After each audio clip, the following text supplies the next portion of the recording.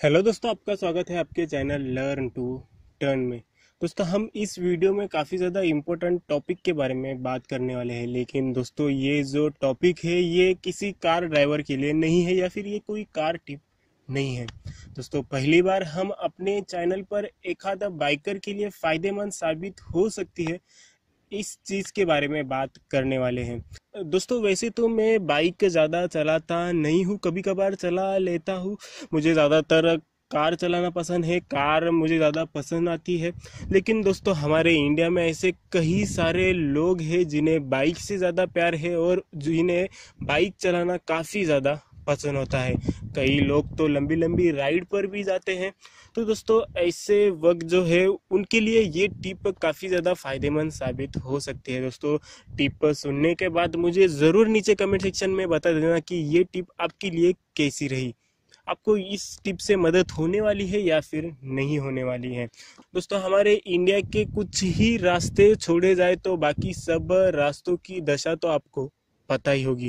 दोस्तों, ऐसे रास्तों पर कार चलाना, फोर व्हीलर चलाना ही कितना मुश्किल का काम है। तो दोस्तों, सोचिए कि टू व्हीलर चलाना कितना दिक्कत भरा हो सकता है ऐसे रास्तों पर।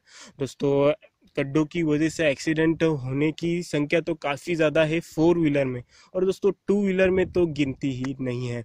और दोस्तों, पिछले साल ही ऐसे ही गड्ढे की वजह से, गड्ढे में बाइक आ जाने की वजह से एक बड़े राइडर की जो है वो डेथ हुई थी। काफ़ी बुरा हुआ था हो। तो दोस्तों, शायद मैं जो अभी आपको टिप बताने वाला हूँ उससे शायद आप इन गड्ढों से बच सकते हैं।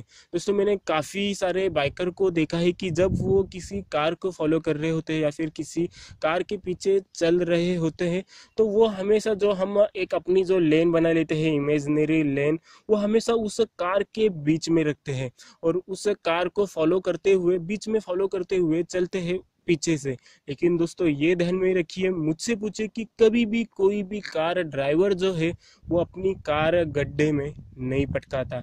वो हमेशा सोचता है, गड्ढा रहे या फिर कोई पत्थर रहे या फिर कोई भी दूसरी चीज रहे, वो हमेशा सोचता है कि वो जो हमारी कार, जो उसकी कार है, उसके नीचे से वो चीज निकल जाए। इसलिए वो बराबर बीच में से उस चीज को, गड्ढे को निकाल देता है। और अगर आप सामने वाली कार को बीच में से फॉलो करोगे, बाइकर फॉलो करेंगे बीच में से, तो उनके व्हील के नीचे वो चीज डेफिनेटली आनी ही है।